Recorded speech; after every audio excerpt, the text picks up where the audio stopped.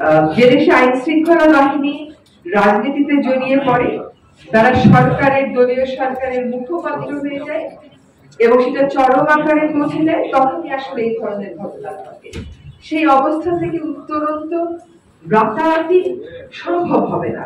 আমাদের সকলকে সবসময় সজাগ থেকে ওই পরিবর্তনের জন্য কাজ করিয়ে দেয় যে আসলে কিরকম একটা দেশে আমরা বসবাস করতাম, যে একটা মানুষ বেঁচে আছে তাকে বাঁচানোর চেষ্টা না করে যারা দেশ চালায় তারা তাকে মেরে ফেলতে চায়, তারা নাগরিকদেরকে পুড়িয়ে ফেলতে চায়।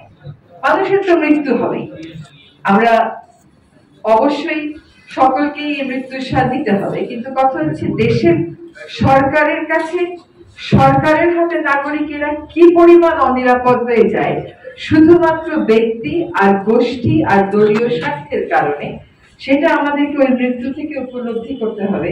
আর যদি দেশকে আমরা ওই ব্যক্তি, গোষ্ঠী আর দলীয় স্বার্থের উপরে রেখে পরিবর্তন না করি, তাহলে আসলে বিচার শুধুমাত্র একটা প্রাতিষ্ঠানিক আয়োজন হয়েই থাকবে, আর এই অন্যায়গুলো বারবার হয়তো রিপিটেড হবে।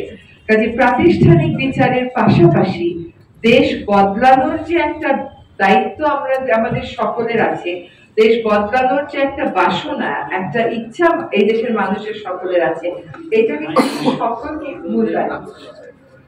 দেখেন, যে দেশে আইন শৃঙ্খলা বাহিনী রাজনীতিতে জড়িয়ে পড়ে, তারা সরকারের দলীয় সরকারের মুখপাত্র হয়ে যায় এবং সেটা চরম আকারে পৌঁছে যায়, তখনই আসলে এই ধরনের ঘটনা ঘটে। সেই অবস্থা থেকে উত্তরণ তো রাতারাতি সম্ভব হবে না। আমাদের সকলকে সবসময় সজাগ থেকে ওই পরিবর্তনের জন্য কাজ করে যেতে হবে। এই যে এখানে যে হত্যাগুলোর কথা, হত্যাগুলোর বিবরণ আবার দেখলাম, দেখেন এদের সাথে যারা জড়িত, যারা নির্দেশদাতা, তারা কিন্তু প্রায় সকলেই দেশ থেকে পালিয়ে যেতে সক্ষম হয়েছে। এই যে দেশ থেকে তারা চলে যেতে সক্ষম হলে, এইটাও তো একটা বিচারের দাবি রাখে। তারা কেমন করে দেশ থেকে চলে গেল? আপনি তাদের অনুপস্থিতিতে তাদের বিচার করবেন, তারা উপস্থিত থাকলো না, তাদেরকে আমরা উপস্থিত রাখতে পারলাম না।